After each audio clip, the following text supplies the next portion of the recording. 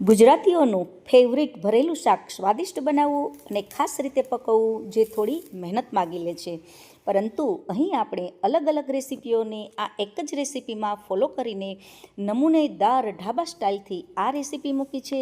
અને હા, ખાસ તો ડુંગળી અને રીંગણને કાપવાની જે સ્ટાઇલ છે, જે આપી છે, તે ખૂબ સરળ રીત છે. રેસીપી સ્ટાર્ટ કરીએ. sudasorod.com આપનું સ્વાગત છે. બી વગરના નાના રીંગણને ધોઈ લીધા છે, જેનો ડંઠલનો ભાગ અને અગ્રભાગ કાપીને આપણે તૈયાર કરી લીધા છે. ડુંગળીના છોતરા ઉતારીને તૈયાર રાખી છે. જો આપને બટાકા નાખવા હોય તો તે પણ નાખી શકાય છે. મેં અહીં નાખ્યા નથી.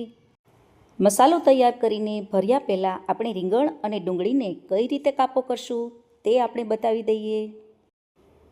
આપણે આ રીતે રીંગણના ડંઠલને તો કાપતા જ હોઈએ છીએ, પરંતુ તેનો જે અગ્રભાગ હોય છે ને, તે પણ થોડોક હાર્ડ હોય છે, તો તેને પણ આપણે દૂર કરી લેશું ચપ્પાથી. પહેલાં તો રીંગણના અગ્રભાગને આપણે આ રીતે કાપી લઈશું. હવે કાપવાની છે ને જે નાની ટિપ્સને આપણે અહીં ફોલો કરીને બતાવી દઈશું. ને મોટે ભાગે આપણે છે ને એક સાઈડ 4 કાપા પાડીને રીંગણને ભરવા માટે કાપતા હોઈએ છીએ.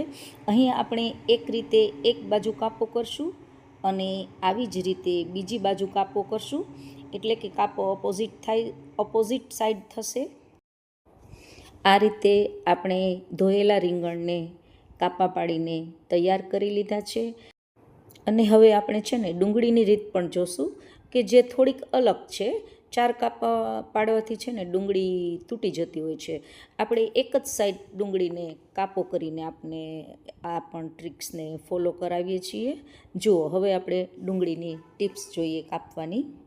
ડુંગળીના છોતરા દૂર કરી લીધા છે અને હવે આપણે આ રીતે કાપો કરશું ક્રોસમાં, કે જેથી ભરવામાં આસાની થાય અને જરૂર પૂરતો લોટ સારી રીતે એમાં કવર થશે અને શાક જ્યારે ચડતું હોય ત્યારે એમાંથી લોટ બહાર પણ નહીં આવે. આ રીતે ક્રોસમાં આપણે ડુંગળીને કટ કરશું. બધી ડુંગળીઓને આ રીતે આપણે ક્રશ કરી લેશું. હવે તમને એક ડુંગળી પણ આ જ રીતે ક્રશ કરેલી બતાવી દઈએ. આ રીતે ભરેલા શાક માટેની ડુંગળીઓ આપણે અહીં ક્રોસમાં કાપીને તૈયાર કરી લીધી છે. અહીં આપણે રેગ્યુલર ખડા મસાલા લીધા છે. હળદર, મરચું, ધાણા, હિંગ, નિમક અને ખાંડ જોઈએ તેટલા પ્રમાણમાં. અને બીજી એક ધાણા, વરિયાળી અને તલ, એ 3 વસ્તુને આપણે અહીં અધકચરા વાટીને તૈયાર કરી લીધા છે. રીંગણમાં ભરવાનો મસાલો આપણે રેડી, આ જે ચવાણું છે ને તેને ક્રશ કરી લીધું છે અને તેમાં ગાંઠિયા અને શીંગનો ભૂકો આપણે મિક્સ કરી લીધો છે. આપણે તેમાં આદુ મરચાં ખાંડીને નાખશું. એની પેસ્ટ બનાવીને આ ભરેલા મસાલામાં નાખવાની છે. આ રીતે જરૂર પૂરતા મસાલા આપણે નાખીને આપણે આ મિશ્રણને તૈયાર કરશું. આપણે અહીં ચણાનો લોટ બિલકુલ નાખ્યો નથી અને શાક છે ને ચણાનો લોટથી થોડુંક ચીકાશવાળું બની જાય છે. આ રીતે મસાલો તૈયાર કરીએ તો શાક સ્વાદમાં ખૂબ ટેસ્ટી બને છે. તેલનું મોણ પણ સાવ ઓછું જ નાખવું પડે છે. ઓલરેડી તેમાં તેલનો ભાગ હોય જ છે. ભરવા માટેનો મસાલો આપણે જો આ રીતે તૈયાર કરી લીધો છે. પહેલાં આપણે ડુંગળી ભરી લઈએ.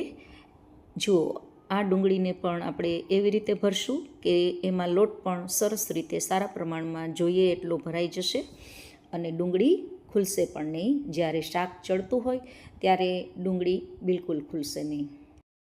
ડુંગળી ભરાઈ ગયા બાદ હવે આપણે રીંગણને આ રીતે ભરી લેશું.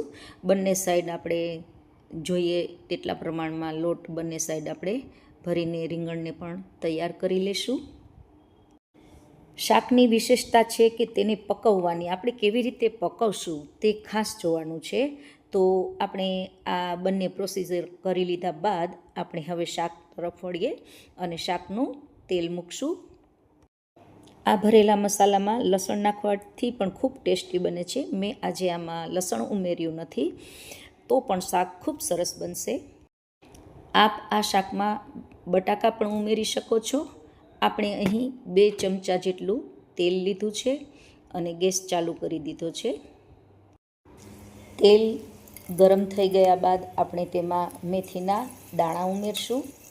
મેથીને ચડતા થોડી વાર લાગે પહેલાં તે ઉમેરશું, બાદમાં આપણે રાઈ ઉમેરશું અને હવે આપણે જીરું ઉમેરશું અને એ ત્રણેય સરસ રીતે ચડી ગયા કે તતડી ગયા બાદ આપણે હિંગ નાખી અને હવે આપણે શાક નાખશું. એમાં થોડા લીમડાના પાન ઉમેર્યા છે.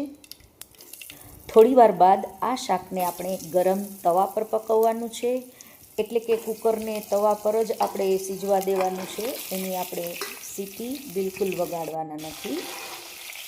આ રીતે કુકરનું હેન્ડલ પકડીને આપણે આ શાકને ઉપર નીચે કરી લઈશું અને પછી આપણે ચમચાથી પણ એને ઉપર નીચે પલટાવી દઈશું અને એને થોડીવાર સીજવા દઈશું.